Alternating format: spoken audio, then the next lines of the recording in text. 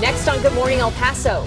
It's your voice, your vote. What you need to know before you head out so you're prepared as you head to the polls. That plus your coverage of key races right here in the borderland. Also, you look at the map, they simply have multiple paths to getting to their goal of 51 senators and taking back control of the Senate.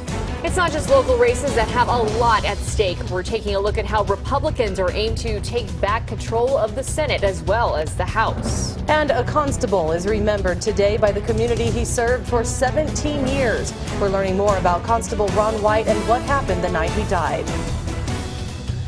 Live, where news comes first. From the Mesilla Valley and Las Cruces to El Paso and the borderland. This is ABC7's Good Morning El Paso. Take a look at that. If you were up early this morning on the west side, you may have woken up to fog. It's something El Pasoans don't see very often. And let's go now to a live look outside this Tuesday morning. A lot of that fog has lifted. This is atop the Franklin Mountains right here, courtesy of our ABC7 Mountain Cam. As you can see, it's a little clearer now. A pretty shot there, thanks to the time change. Very good morning, El Paso, Las Cruces, and Juarez. Thanks for waking up so early with us today. I'm Hillary Floren. And I'm Stephanie Valle. So what caused that morning fog, Crystal? Well, we had kind of the perfect conditions to see some fog this morning. We had that moisture hanging around from yesterday as we still saw some of the light rain around our region. Plus, we had much cooler air moving in this morning and clearing conditions. All of that allows for that blanket of fog to develop. Actually, still seeing some reports of fog that are hanging in some of the more open areas like that corridor on Highway 54 between El Paso and Alamogordo, also the corridor between Las Cruces and El Paso along Interstate 10. So you may still be dealing with some foggy conditions out there, although overall it does look like we've seen a lot lift since around 4 a.m. We were actually considering calling a first alert. It was so dense in a few areas. Near the Upper Valley, that focus is still going to be hanging around that fog because of the moisture surrounding the area. On clouds and radar, though, otherwise not a lot of rain to track, although we do have a few scattered storms in northern Doñana County and over parts of Otero County this morning.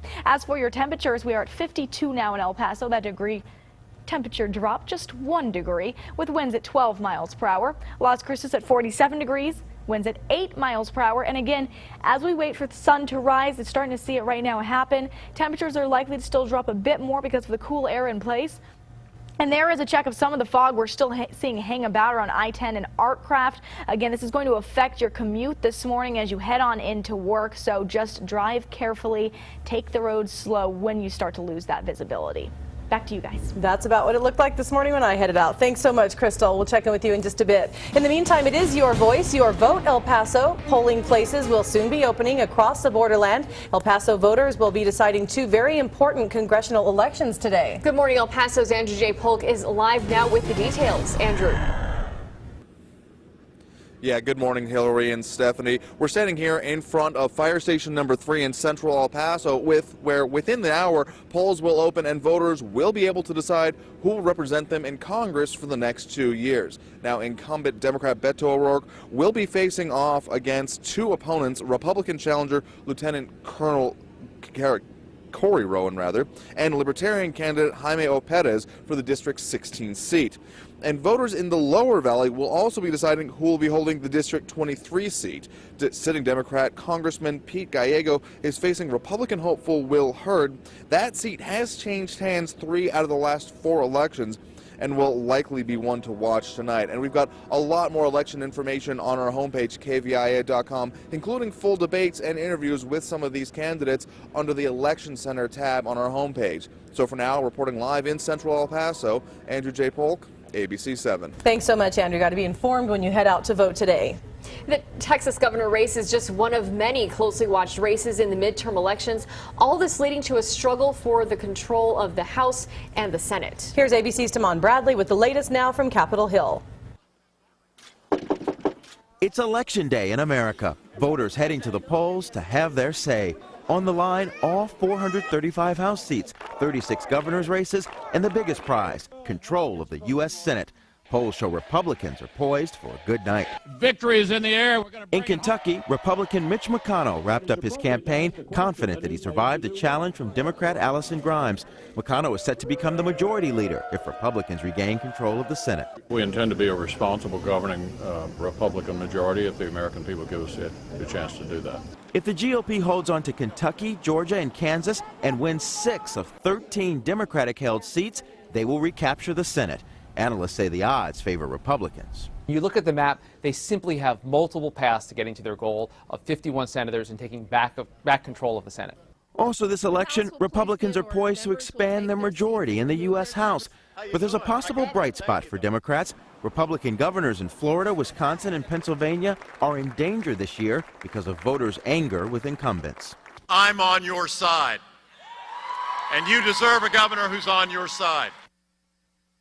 2 states with early poll closing times tonight could provide an early glimpse into the results. North Carolina and New Hampshire. A loss for Democrats in either one of those Senate seats could mean a big Republican wave. Tamon Bradley, ABC News, Capitol Hill. And by the way, if you still don't know where your polling station is, or if you want to check out a sample election ballot, which is always a good idea, just head on over to our election center. It's at our website. Everything you need as you prepare to head out to the polls this morning. Remember, polls open in just under an hour. Get out and let your voice be heard. In other news, a beloved member of the community continues to be remembered this morning. We're learning more about Constable Robert White. He died over the weekend. The constable of 17 years was also a PE teacher at Putnam Elementary, as well as a Coronado High School grad and a UTEP graduate. Investigators say White died after 19-year-old Devin Huerta punched him in the face while being escorted out of the Terror Trail haunted house in Cañetillo. Huerta person is being held on a $5 million bond and facing capital murder charges this morning. Investigators say White, who was in uniform, was attacked around 12:30 Saturday morning while escorting Huerta person out of the haunted house. Witnesses say Huerta person hit White in the face and then he became unresponsive. County Judge Veronica Escobar asked for a moment of silence to honor White at Commissioner's Court yesterday. She says constables are legally allowed to use county resources to moonlight. The Commissioner's Court nor the county has any authority over the constables to tell them that they cannot work off-duty security jobs. We've talked about it for many, many years because obviously it does put the constables at risk. Moonlighting is what Constable White was doing at the haunted house. And now the process to replace the elected official begins, and Judge Veronica Escobar is meeting with the county attorney's office to figure out the next step. 6 beers and 3 alcoholic drinks. That's how much a woman admits to drinking before she allegedly caused a deadly wreck over the weekend. Court documents obtained by the ABC7i team state that 23-year-old Noemi Juarez told officers she had 5 to 6 beers at a club and then 3 more at her boyfriend's house. Officers also reported she was slurring her words and smelled of alcohol. The crash happened Saturday morning on the 9100 block of Dyer. Investigators say Juarez was speeding when she rear-ended a car that was pulling out of a fast food restaurant. The 21-year-old man who was driving that car died at the scene. We're now working to confirm his name with police. And another crash on Dyer turned deadly for one woman yesterday morning. Police say it's because the man driving the truck she was in ran a red light. It happened just before 9 under the US 54 overpass near Chapin High School. The 68-year-old woman and the 56-year-old man driving the truck have not been identified. Police say the couple was T-boned by a Jeep when the man did not stop at the red light. Traffic is flowing once again after a hit-and-run crash involving 7 vehicles that shut down I-10. This is video of that traffic mess that had traffic stalled for an hour. It happened around 3 p.m. yesterday on I-10 West, right near Paso. TxDOT officials say it was a driver that caused at least 7 cars to slam into each other. The driver who caused it ended up driving off. We're told one person did have to be taken to the hospital. And Hillary, we're also learning more about the Las Cruces teen killed in a motorcycle crash this past Saturday. Las Cruces police identify him as 19-year-old Michael Angel Perez of Mesilla Park. Authorities say Perez was racing another motorcyclist, 19-year-old Victor Canales. It happened near Tashiro and Motel Boulevard. Perez lost control of the bike and was thrown. He wasn't wearing a helmet. Canales also crashed his bike and suffered minor injuries. At this time, he is not facing any charges.